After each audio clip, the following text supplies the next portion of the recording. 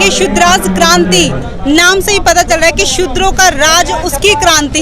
ऐसे रेवोल्यूशन की बात की है जहां पर पिछड़े, दलित, अनुसूचित जाति, जनजाति के लोगों को एक प्लेटफॉर्म पर खड़ा करके उनको राज की शिक्षा दी जाएगी, उनको जागरूक किया जाएगा। और रही बात भविष्य की, अगर आज हम यहाँ से एक ऐसा संकल्प, एक ऐसा प्रण लेकर के चले कि हमें अपने हक अधिकारों के लिए लड़ना है और पूरी ताकत के साथ, आप देख सकते हैं कि मेरे पीछे कितनी भीड़ है, क्योंकि जब हम आए थे यहाँ पर बाइक रैलियाँ थी और बस थी, कारें थी, गाड़ियाँ थी, बहुत सारी गाड़ियों का काफिला था। हमारे साथ छोटे बच्चे, बुजुर्ग, महिलाएं सभी इतनी संख्या में हैं, क्योंकि यही मैसेज है कि समाज जाग रहा है और शूद्र अपने राज के लिए क्रांति करने में पीछे नहीं हटेगा। मैम, जिस प्रकार से सरकार निजीकरण कर रही है और सरकार दूसरी मतलब धार्मिक पंचायतें यहाँ की जा रही है कुछ समुदायों के द्वारा, उन पे आपका क्या मानना है कि धर्म के नाम पे सीधे सीधे ऐलान किए जा रहे हैं, हिंदू राष्ट्र की बात की जा रही है, तो इस पे आप लोगों का क्या मानना है कि एक तरफ तो आप शुद्राज क्रांति की बात करते हैं, लेकिन दूसरी तरफ यही ओबीसी के लोग, यही ओबीसी की जातियाँ उन धार्मिक पंचायतों में भी शामिल होती है। देखिए, ऐसा कोई भी वर्ग नहीं है जो संपूर्ण तरीके से परिवर्तन की ओर अग्रसर हुआ हो। अभी थोड़ा बदलाव हुआ है, थोड़ा और होगा। और देखिए, हमारे महापुरुषों के समय से अगर मैं अगर 100-150 साल की बात करूं तो ये तब से है। 70-75 साल हुए हैं हमें आज़ाद हुए भी, लेकिन आज भी हम आज़ाद नहीं हैं। आज भी हम गुलाम हैं, मानसिक गुलाम हैं और कहीं कहीं शारीरिक गुलाम भी है। परिवर्तन होता हुआ ही आएगा और ऐसा नहीं कि सारा वर्ग, संपूर्ण वर्ग परिवर्तित हो चुका है। शेड्यूल कास्ट में भी ऐसे लोग हैं जो पूर्ण तरीके से परिवर्तित नहीं हैं, ऐसे ही ओबीसी कास्ट में भी ऐसे लोग हैं जो पूर्ण तरीके से परिवर्तित नहीं हुए हैं। और ये जो धार्मिक जो षड्यंत्र रचा जा रहा है, ये सिर्फ और सिर्फ लोगों को गुमराह करने के लिए रचा जा रहा है, क्योंकि भारत में धर्म एक तरह का व्यापार है और ये व्यापार स्थापित करके हम जैसे लोगों को, पिछड़े लोगों को, दलित लोगों को ये गुमराह करने का बहुत बड़ा षड्यंत्र रचते हैं। आज की जो पंचायत है ये बैकवर्ड क्लास मतलब पिछड़ा वर्ग को और शेड्यूल कास्ट को, एससी कास्ट को, माइनॉरिटी को इकट्ठा करने की बात करती, लेकिन शेड्यूल कास्ट में ही कोई चमार अधिवेशन कर रहा है, कोई दूसरे जातीय नाम से अधिवेशन कर रहा है, या एससी की डीएनटी का एक मसला है, तो उस पर आपका क्या मानना है कि वो एकता कैसे बने, या फिर डीएनटी के जो अधिकारों की बात है उस पर क्या किया जाए? देखिए सर, मैंने इस सवाल का जवाब दे दिया है कि सभी एक तरीके से एक प्लेटफॉर्म पे नहीं आए हैं।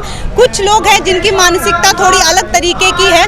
मैं किसी भी जाति विशेष में ध्यान नहीं रखती, ना ही मैं धर्म विशेष पर ध्यान रखती हूँ। मैं सिर्फ और सिर्फ विचारों की लड़ाई लड़ती हूँ और मैं विचार से ही किसी व्यक्ति के साथ एक व्यक्ति के साथ लगती हूँ। तो जो जिस तरह की मंशा के साथ काम कर रहे हैं, तो परिवर्तन भी वैसा ही है। हम सकारात्मक सोच से काम कर रहे हैं, हमारे पास सकारात्मक परिणाम आएगा। हम फूले शाह अम्बेडकर, पेरियार, छोटू राम की मानसिकता और विचारों से काम करते हैं। हमारे पास बदलाव आज नहीं 10 साल में ना ही 20 साल में आएगा, लेकिन हम सकारात्मक की लड़ाई लड़ेंगे और सकारात्मक परिणाम हमारे। मैम, शुद्राज क्रांति की आपने बात की है, शुद्राज में किसको शामिल किया गया और किसको बाहर रखा गया? शुद्राज क्रांति में किसी को बाहर नहीं किया गया है।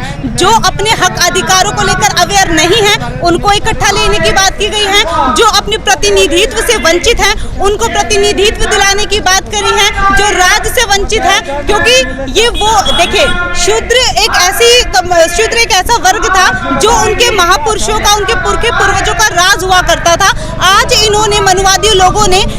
मनुवादी लोगों ने उनको शूद्र कह करके गुलाम बना दिया गया। जो कभी राज करते थे, आज वो गुलाम है। कितनी ये विडंबना की बात है। तो शुद्राज क्रांति किसी को पिछाड़ने का नहीं, किसी को पीछे करने का नहीं, सबको एक साथ लेने का काम करती है। वही शुद्राज क्रांति है, शूद्रों का राज। शुद्राज क्रांति में कौन लोग शामिल हो सकते हैं? जैसे एक नारा दिया जाता है 85% लोग एक तरफ है, 15% एक तरफ है, तो 15% कौन है जिनको बाहर किया गया है? किस आधार पर उनको बाहर किया गया है? 15% वही है जो हमारे महापुरुषों की विचारधारा से तभी भी परे थे और आज भी परे है। क्योंकि हमारा मानना है कि मनुवादियों की जो खोखली मानसिकता है, ये देश जो है, भारत देश लोकतंत्र देश है, ठीक है, जो संविधान से चलता है। जो संविधान की अवहेलना करेगा वो हमसे परे रहे। जो संविधान पे, कॉन्स्टिट्यूशन से चलता है, हमारा संविधान कहता we the people of India, हम भारत के लोग भारत में समानता, प्रभुता और न्याय की बात करते हैं। जो समानता की बात करेगा, न्याय की बात करेगा, सबको एक साथ लेकर चलने की बात करेगा, हम उसके साथ हैं। यही हमारा, चाहे किसी भी जाति का हो। बिल्कुल, हमारी लड़ाई विचारों की है, जाति की लड़ाई नहीं है हमारी। जी सर। मैम और मैं कह रहा हूँ कि बाबा साहब ने लंबे टाइम तक बातचीत की कि जमीन भूमि इनको मिलनी चाहिए, जमीन बोने वाले को मिलनी चाहिए। आज ये लड़ाई क्यों नहीं लड़ पा रहे हो कि जमीन मिले, संवैधानिक अधिकार भी है, लेकिन फिर भी हम नहीं लड़ पा रहे, ये क्या कारण? देखिए सर, हम आज बात कर रहे हैं इकट्ठा होने की, समानता की बात कर रहे हैं। हम समान होंगे तो हमारे पास हक अधिकार भी होंगे, हक अधिकार होंगे तो हमारे पास शोषण अत्याचार हो रहा उसके लिए हम न्याय भी ले सकेंगे, और जब न्याय ही ले सकेंगे तो इक्वालिटी आ जाएगी। अब इक्वालिटी के आधार पर हमारे महापुरुषों कहते थे जिसकी जितनी संख्या भारी उसकी उतनी हिस्सेदारी। हिस्सेदारी का मतलब सिर्फ रोजगार से नहीं है, वो जमीन से भी है, रोजगार से भी है, समानता से भी है, और जो अत्याचार होता है वो भी खत्म होगा। तो हिस्सेदारी का मतलब यही है कि हमें हर चीज में हिस्सेदारी मिले, चाहे वो जमीन हो, चाहे वो रोजगार हो, चाहे वो सम्मान हो। अभी जो आरक्षण का मसला चला हुआ है, क्रीम लेयर बना दिया गया है पिछड़े वर्ग में, या डीएनटी का और एससी का एक मसला चला हुआ, उसमें आपका क्या मानना है कि डीएनटी को स्पेशल कोई आरक्षण मिले? देखिए सर, मैंने कहा कि जो लोग प्रतिनिधित्व से वंचित हैं उनको एक समान लाने के लिए अगर प्रतिनिधित्व दिया जाए किसी विशेष वर्ग को, तो मैं उसमें कहूंगी कि वो चीज़ सही है। एक व्यक्ति को 10 चीज़ें मिले और एक व्यक्ति को एक भी ना मिले, वो असमानता होगी। हमारे महापुरुष ने अगर हमें आरक्षण दिया है वो सबको इक्वल रखने के लिए दिया है। ऐसा नहीं है कि अगर मेरे घर में 3 नौकरियां हैं तो जो XYZ किसी और कास्ट में और कम्युनिटी में जो शेड्यूल कास्ट में ही आती हो उसके घर में एक भी नौकरी ना हो, तो वो चीज़ सरासर गलत है।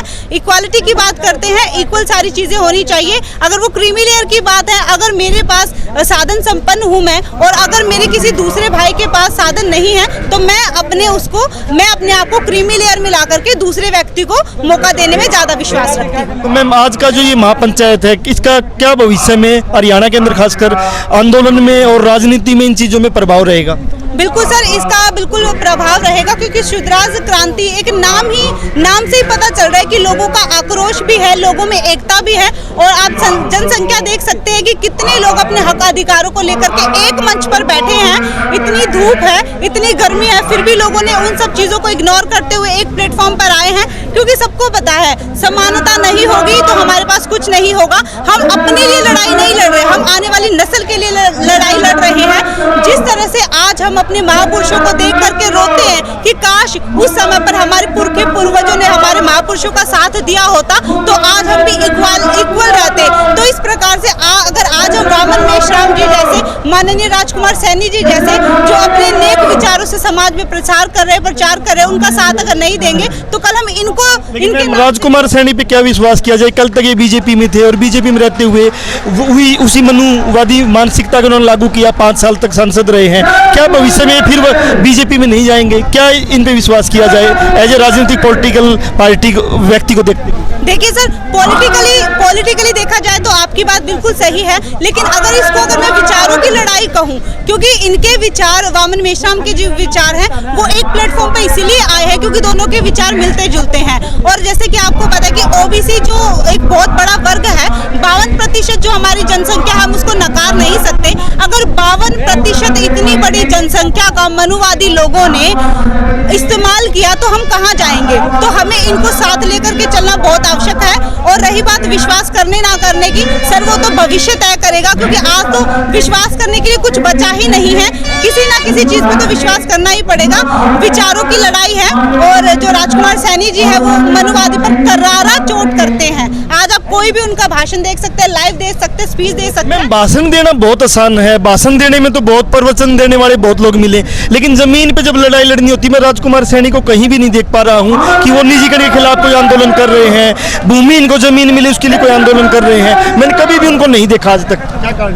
देखिए सर, अगर हमारे साथ 2-4 लोग जुड़ते हैं तो वो धरातल पर हम काम करते तब जुड़ते हैं। 1996 में राजकुमार सैनी जी MLA बने थे, पहली बार MLA 1996 में बने थे, यानी कि 26 साल पहले वो MLA बन चुके हैं। 26 साल से लेकर आज तक हम क्या कह सकते हैं कि वो उन्होंने धरातल पर काम नहीं बीच में सांसद रहे मैम, बीजेपी की पार्टी में रहे, और धरातल पे मैंने आज तक आंदोलन नहीं देखा। मैं 2005 से आज तक ही कह रहा हूँ कि राजकुमार सैनी ने कहीं भी निजीकरण को लेकर कोई आंदोलन किया हो, या भूमि मिले किसान मजदूर को उसके लिए कोई आंदोलन किया हो। स्वामी स्वामीनाथन आयोग लागू हो, मंडल आयोग की कमीशन की रिपोर्ट लागू, उनके लिए आंदोलन किया हो जमीन के मसले पे? देखिए सर, उसके लिए आंदोलन नहीं किया, वो बात अलग है, लेकिन मैं पॉलिटिक्स पे कोई टिप्पणी नहीं करना चाहती, वो उनका निजी विचार भी हो सकता है, लेकिन जहाँ पर विचारों की लड़ाई है तो मुझे लगता है कि मनुवादियों को करारा जवाब देने में हरियाणा में राजकुमार सैनी जी वैसे मनुवाद के साथ उन्होंने काम किया। मैम आपके क्या नाम? सुनैना। मैम क्या कहना चाहोगे? आज की रैली है, बहुत बड़ी रैली है, बड़ी तादाद में लोग आए हैं और आस लेके कुछ लोग आए हैं कि यहाँ से कुछ एक उम्मीद लेके लोग आए हैं कि यहाँ से कोई उनकी जो दुख तकलीफ है, उनके जो मुद्दे हैं, उनके ऊपर कोई यहाँ से कोई आह्वान किया जाएगा, उनकी लड़ाई की कोई मंजिल तय की जाएगी। देखिए, शुद्राज क्रांति का जो आज यहाँ पे मुहिम उठाई गई है ना, अगर मुहिम उठाई गई है तो उस चीज़ के लिए लोगों को इकट्ठा होना एक ज़रूरी चीज़ थी। जो लोग यहाँ पे इकट्ठे हो रहे हैं, अपने विचार अपने विचारों का जो ये समूह है, जो संगठन है, आज लोग यहाँ से सीख के, और एक बात आप कर देंगे राजनीति पार्टी की, देखो सिर्फ राजनीति से भी पूरा नहीं होता, सिर्फ समाज सेवा से भी चीज़ें इकट्ठी या पूरी नहीं हो पाती, तो दोनों चीज़ों को मिलाकर ही अगर कुछ हो पाएगा। तो इसीलिए बामन बेशराम जी और राजकुमार सैनी जी का जो ये मिलाप है, जो आज ये इनका अलायंस हुआ है, या जो दोनों की विचारधारा लोगों को सुनने में मिलेगी, वो बहुत ही हमारे लिए एक सौभाग्य वाली बात रहेगी। दोनों का मिलाप, दोनों के भाषण मैं लोगों से कहूँगी कि ज़रूर सुन के जाए, और जो वो विचार रखेंगे ना, वो अपने जीवन में उतारने बहुत ज़रूरी है।